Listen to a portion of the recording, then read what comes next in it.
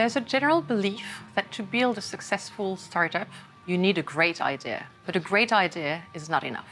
To be successful, a startup needs 4 things.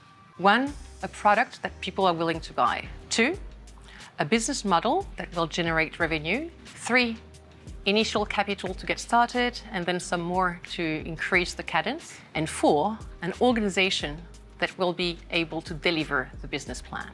The reality is that most founders focus only on the first 3, the product, the revenue, and the capital.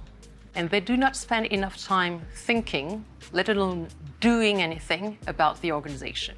And as a result, when comes the time for hypergrowth, the organization lags behind the business need, which means that the organization is not able to deliver what needs to be done.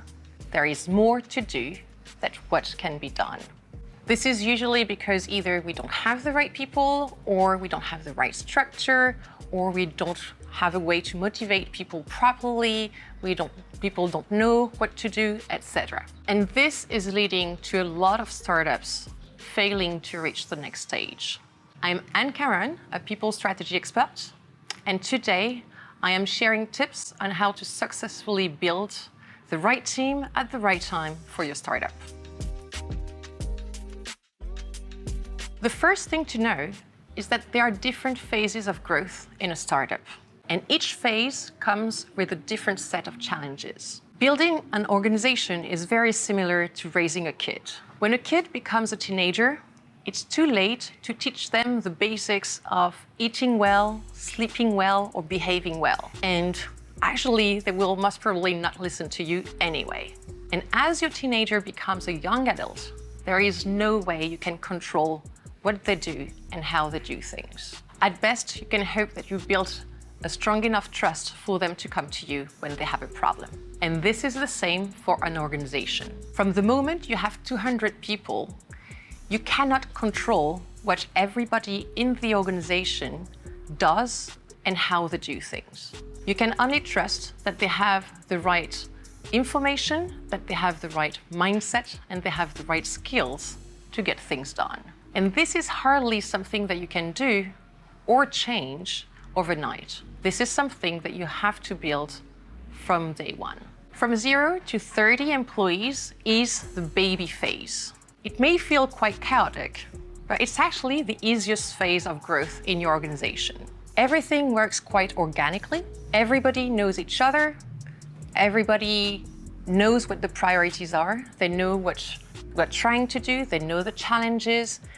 They are close enough to the founders to be able to ask a question when they have a question. This time will be always remembered as the good old days. So you don't need much processes. However, one of the main mistakes that founders do at this stage is to start building processes before articulating their core principle and their values. You may not feel the need for it right now, but trust me, that will shape the way you experience the next phases of growth. Once you hit hypergrowth, you won't have time for this. So defining your company culture has to happen early stage, before you reach 30 people in your organization. And this is your responsibility as a founder. So sit down with your co-founders and take the time to answer those 3 sets of questions. First, what do we do?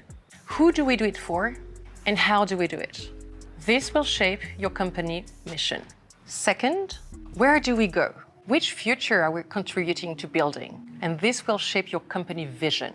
And finally, who are we? What type of leaders are we? Which type of people will thrive in our environment? And this will shape your company culture and your values. Really take the time to reflect and think about this and communicate over and over and over again about this. It is never too much, and you will have to do this more and more as the company grows, because this is what will keep your employees aligned, engaged, and motivated. Is your sales guy here to bring more customers in, or to help you change the world? And which of those 2 do you think is the most motivating? So at this stage, no formal structure is really needed, but that leads me to my second point. Stay lean and flexible as much as you can. Less is actually more when it comes to organization. The temptation to build formal processes usually comes when you see a problem. For instance, an employee arrives regularly late and doesn't get the work done. Therefore, you decide to enforce some specific working hours. As a result, everybody is penalized, everybody feels punished, and the problem with that specific employee is most probably still here.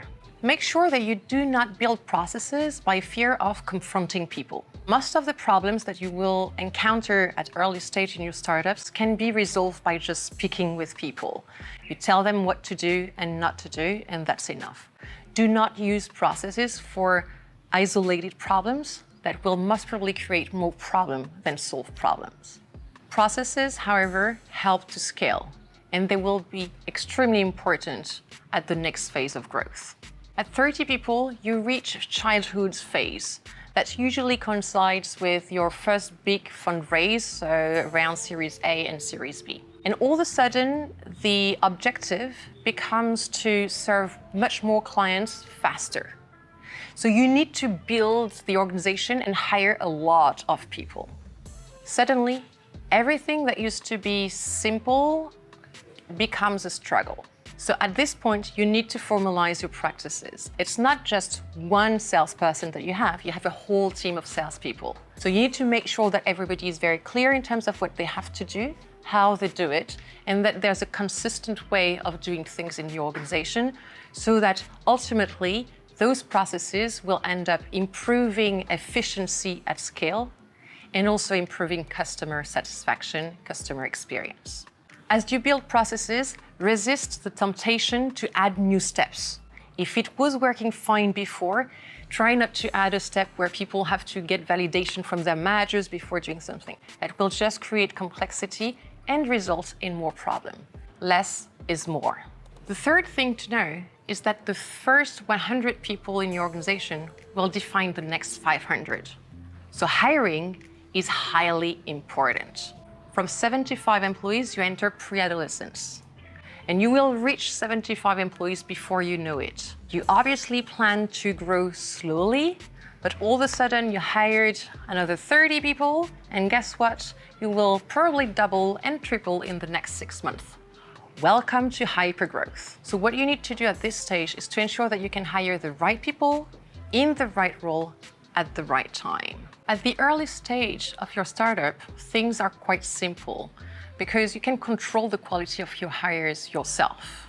At that time, the famous hire fast, fire fast model works quite well. You are still figuring out who you are and what you need. The most important is learn from your mistakes so you don't do them again and move on fast.